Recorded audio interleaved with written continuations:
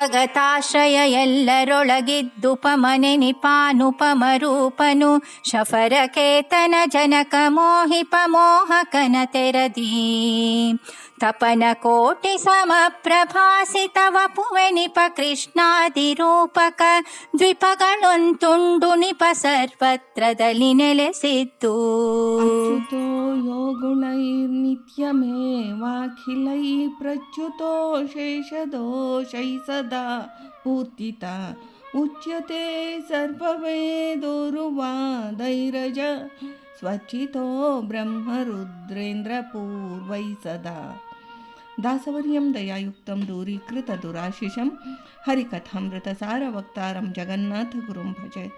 ಶ್ರೀ ಹರಿಕಥಾಮೃತಸಾರ ಬಿಂಬೋಪಾಸನಾ ಸಂಧಿ ಪದ್ಯ 24. ಆಪಗತಾಶ್ರಯ ಎಲ್ಲರೊಳಗಿದ್ದನುಪಮನೆನಿಸಿ ಅನುಪಮ ರೂಪನು ಎಂಬ ಪದ್ಯದಲ್ಲಿ ಶ್ರೀ ಜಗನ್ನಾಥದಾಸಾರ್ಯರು ಶ್ರೀಹರಿಯ ಸರ್ವತ್ರ ವ್ಯಾಪಕನಾಗಿರುವ ಸರ್ವೇಶ್ವರನ ಮಹಾತ್ಮೆಯನ್ನು ಇನ್ನೂ ವಿವರಿಸುತ್ತಾರೆ.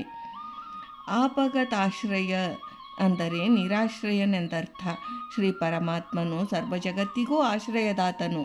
ಸರ್ವ ಜೀವರು ಅವನ ಆಶ್ರಯದಲ್ಲಿದ್ದಾರೆ. ಆದರೆ ಪರಮಾತ್ಮನಿಗೆ ಇವರ ಯಾರ ಆಶ್ರಯವೂ ಬೇಕಿಲ್ಲ.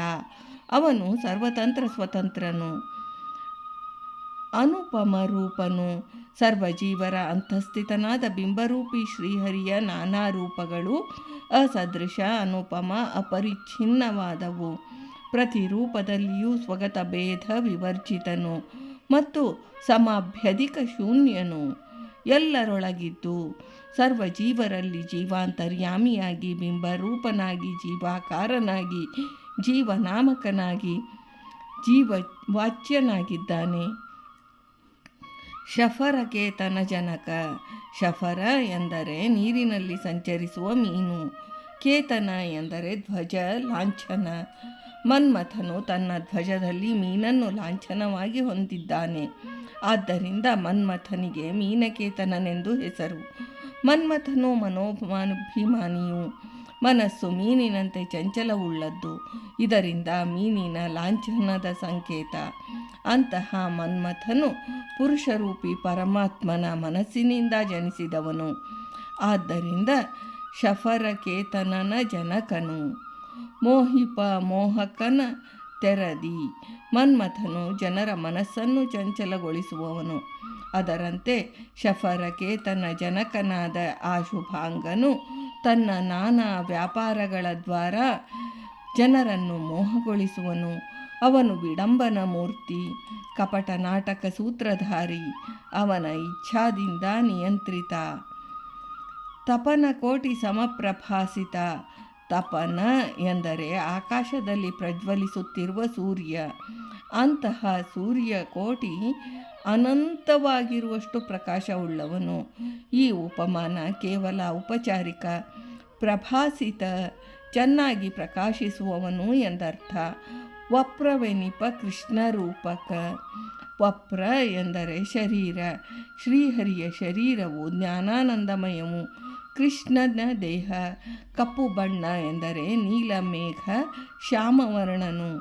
ಹೀಗೆ ಜ್ಞಾನಾನಂದ ಸ್ವರೂಪಿಯಾಗಿದ್ದರೂ ಬಿಳಿ, ಕಪ್ಪು, ನೀಲಿ ವರ್ಣ ಇತ್ಯಾದಿ ವಿಶಿಷ್ಟವಾದ ದೇಹಗಳನ್ನು ಧರಿಸಿ ತಾನು ಸಾಮಾನ್ಯ ಮನುಷ್ಯನಂತೆ ನಟಿಸುವನು.